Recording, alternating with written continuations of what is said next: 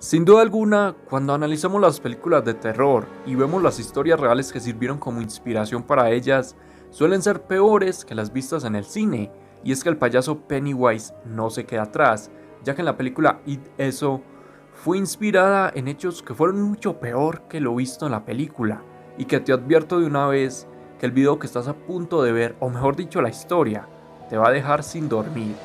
Yo soy Andrés, y esto es Dark TV.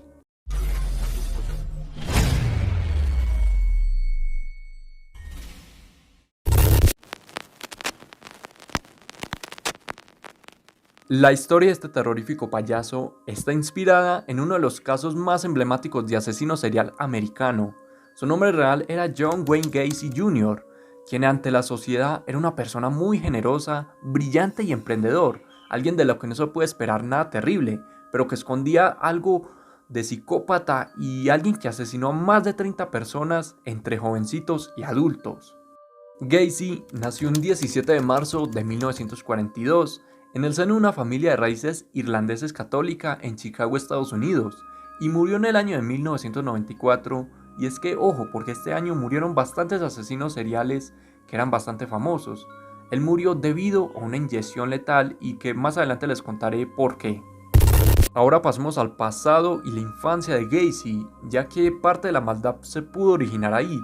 Él fue muy calmado de joven, alguien introvertido y con muy buenas notas en la escuela. Empezó a trabajar desde temprana edad repartiendo periódicos, pero las dificultades, como siempre, no tardan en ocurrir, ya que a los 11 años, jugando con unos palos de juego, sufrió un golpe en la cabeza que le provocó la aparición de un coágulo. Sin embargo, este no le fue diagnosticado hasta los 16 años. Así que en un lapso de 5 años, el joven Gacy sufrió bastantes desmayos repentinos y suponemos que tuvo un daño cerebral que pudo originar la psicopatía en este hombre. A los 17 años comenzó con sus problemas cardíacos y dolores de los que nunca se pudieron descubrir su causa. Y durante toda su vida, Gacy padecería de estos episodios cardíacos y que no pudo descansar de ellos hasta que muriera. En cuanto a sus relaciones familiares, él tuvo muy buena relación con su madre y sus hermanas. Estos lazos perdurarían en muy buenas condiciones y a veces en malas. En cuanto a su padre, y ojo a esto, porque muchos asesinos seriales siempre tienen problemas con su padre, se dice que era un hombre alcohólico y que siempre abusaba verbalmente de Gacy, y esto fue en parte algo que motivó la frustración durante toda la vida de Gacy. Y no solo frustración, ya que Gacy también quería impresionar a su padre, así que luego de esto intentó terminar sus estudios, pero no tuvo mucho éxito, hasta que se matriculó en una escuela de negocios, donde salió un vendedor nato. Era muy bueno en esto, así que luego de todo esto, en 1964, se casó con Marlene Myers, quien afortunadamente tenía un padre que era dueño de unas franquicias muy buenas llamadas Kentucky Fried Chicken. Así que su nuevo yerno obtuvo una merecida posición en la organización de este hombre, o mejor dicho, de la familia. Gacy trabajaba de 10 a 14 horas en esta empresa y el 100% de las horas que le quedaban las invertía en trabajo comunitario para su ciudad. Y ya el resto, sus vecinos decían que era una persona con mucha ambición y con sed de reconocimiento público. Gacy tuvo 2 hijos con esta mujer, un niño y una niña, pero hasta aquí todo color de rosas se acabó, ya que vamos al lado oscuro, ya que al parecer Gacy era fan de Kuno. Bueno, lo que me refiero es que empezaron a correr rumores de que Gacy era homosexual, ya que en el trabajo lo veían múltiples veces con niños haciendo cosas muy extrañas. Y pues se le preguntaban a los niños que qué hacían y ellos no respondían nada. Debido a las inclinaciones homosexuales de Gacy, en 1968 un joven llamado Mark Miller fue engatusado por este hombre Gacy, ya que él le dijo en su casa que le iba a enseñar cómo desatarse sus manos mágicamente, pero en realidad era un engaño, ya que lo quería tener atado para después tener forma de violarlo fácilmente. Y eso fue lo que pasó. Básicamente esta era una de las formas o modus operandi que usaba Gacy en esa época.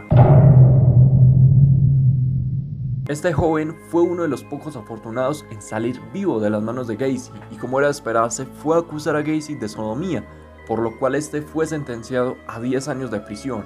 Su esposa luego de esto pidió el divorcio. Debido a su buena conducta, Gacy en 1970 fue dado en libertad anticipada y regresó a Chicago para rehacer su vida, entre comillas.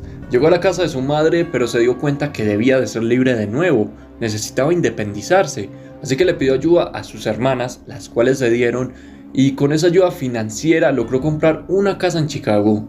Así que Gacy comenzó a trabajar de chef en un restaurante de la ciudad y múltiples trabajos más, como el de payaso, que es el más reconocido de este hombre. Luego de esto comenzó muchas amistades con sus nuevos vecinos, quienes no ignoraban el hecho de que estaba en la cárcel, pero pensaron que era una nueva persona, ya que siempre lo veían como alguien del que no se puede esperar nada malo, como les dije al principio. Era alguien muy doble cara. En 1972, Gacy volvió a estar en matrimonio, esta vez con una mujer divorciada y que tenía 2 hijos pequeños. La mujer se llamaba Caroline Hobb. Esta nueva esposa también sabía mucho del pasado de Gacy, pero gracias a que Gacy le daba mucho amor, se hacía pasar como alguien muy bueno, ella ignoró eso y pensó que era una nueva persona y le dio la oportunidad de estar con ella en su vida. Y luego de esta premisa, entre comillas, de la nueva vida de Gacy, ahora sí al lado oscuro, porque ese no había muerto. Gacy traía múltiples jóvenes al sótano de su nueva casa para que trabajaran distintos trabajos que él contrataba para hacerse el disimulado, como dicen por ahí, hacerse el bobo. Pero Gacy los cogía desprevenido, los violaba, les hacía sodomía y luego los mataba. Era tanto que los enterraba vivos en su sótano, los mantenía ahí, era algo muy raro, y otros, los más de malas, los tiraba a un río. El caso es que obviamente sus vecinos empezaron a notar un olor muy raro, pero no sabían que era olor de muerto, no sabían de qué era. Claramente ellos le propusieron a Gacy que llamaran un equipo para que limpiaran eso, porque el olor era horrible y era muy fastidioso para ellos oler algo así. Gacy se negaba a que hicieran limpieza en su casa y se excusaba diciendo que simplemente eran ratas muertas. Y es que, a diferencia de los niños, cada vez los crímenes iban creciendo y era peor el olor y cada vez más muertos. Debido a los malos olores, en 1976 la esposa de Gacy pidió el divorcio y se fue.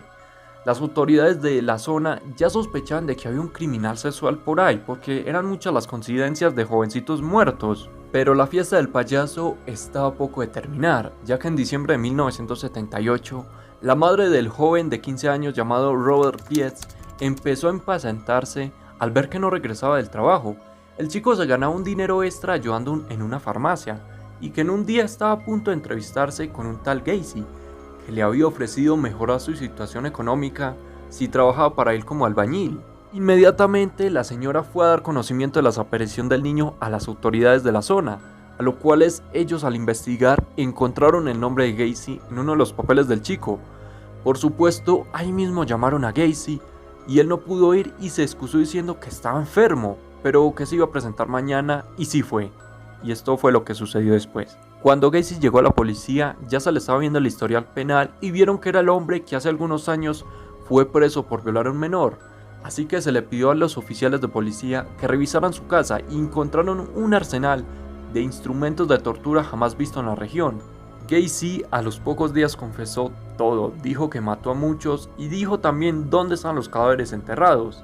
Y obviamente que la policía y todo el juicio que tuvo Gacy daba para que lo mataran. Este hombre no nos sirve, no es bueno para la sociedad, por lo que en mayo de 1994, y como les dije al principio, se le aplicó la inyección letal y sus últimas palabras fueron las siguientes: besadme el trasero, nunca sabrán dónde están enterrados los demás.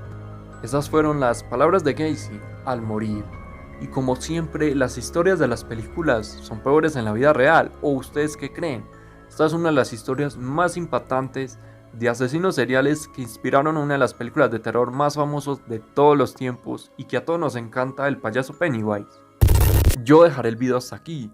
Si te gusta saber las historias reales que sirvieron como inspiración para las películas de terror y cualquier película de cualquier género, te invito a que te pases por mi canal donde tengo más videos del estilo, donde ya hemos relatado varias historias de películas que suelen ser peores en la vida real y que nadie quiere vivir en carne propia.